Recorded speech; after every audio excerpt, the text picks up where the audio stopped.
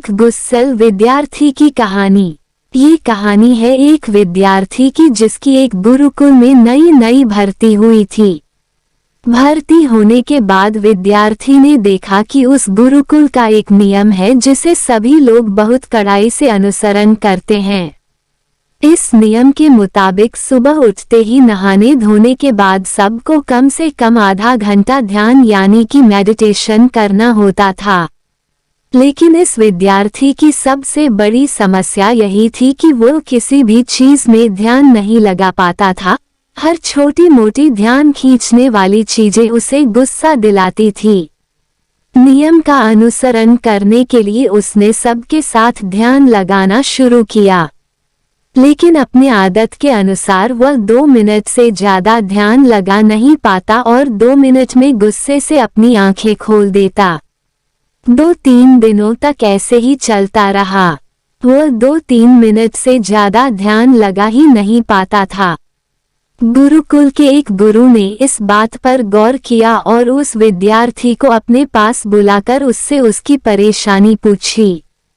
विद्यार्थी ने गुरु से कहा कि जब भी मैं ध्यान लगाता हूँ तो मुझे आसपास के लोगों के फुसफुसाने की आवाज आती है, जिससे मैं ध्यान नहीं लगा पाता और मुझे उन पर गुस्सा आ जाता है।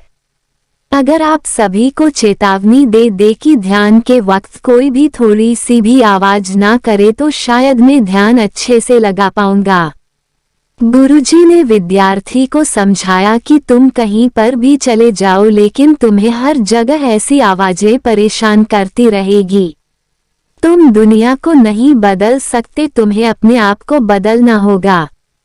तुम्हें अपने गुस्से को काबू करना होगा। फिर भी अगर तुम आजमा ना चाहो तो तुम कल से उस पास वाली नदी के किनारे जाकर ध्यान लगाया करो जहां तुम्हें इंसानों की आवाज नहीं आएगी।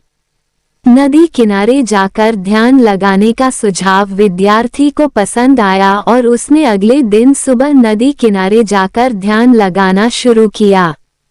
4-5 मिनट ही हुए थे कि विद्यार्थी को एक घोड़े की आवाज सुनाई दी जिससे उसका ध्यान टूट गया और उसे फिर से गुस्सा आने लगा। नदी के किनारे एक आदमी अपने घोड़े पर सवार होकर घोड़ा चलाना सीखने आया हुआ था। अगले 2-3 दिनों तक ऐसे ही चलता रहा और वहां पर भी वह ध्यान लगाने में सफल नहीं हुआ। फिर उसने सोचा क्यों ना मैं नदी के बीचों बीच जाकर ध्यान लगाऊं।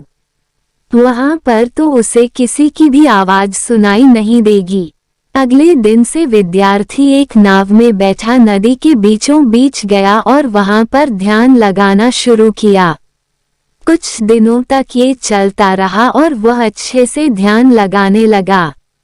लेकिन एक दिन जब वह ध्यान लगा रहा था तो उसे पानी के छप छप की आवाज सुनाई दी। उससे डिस्टर्ब होकर जब उन 3 ने आंखें खोली तो देखा कि एक नाव उसकी नाव की तरफ आ रही है। उसने जोर से आवाज लगाई और बोला कि अपने नाव को इस तरफ मत लेकर आओ कहीं और लेकर जाओ, लेकिन उस गांव में सुनने वाला कोई भी नहीं था और वह नाव धीरे धीरे उसकी तरफ आकर सीधे उसकी नाव से टकरा गई। उसे बहुत गुस्सा आया, लेकिन वो गुस्सा निकाले भी तो किस पर। नाव में कोई भी नहीं था। दोनों नाव को लेकर वो किनारे पर पहुंचा।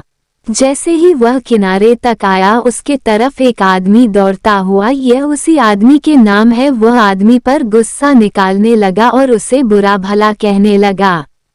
उस आदमी ने विद्यार्थी से कहा कि मैं तो सिर्फ तुम्हें पूछ रहा था कि क्या तुमने किसी आदमी को इस तरफ आते हुए देखा है।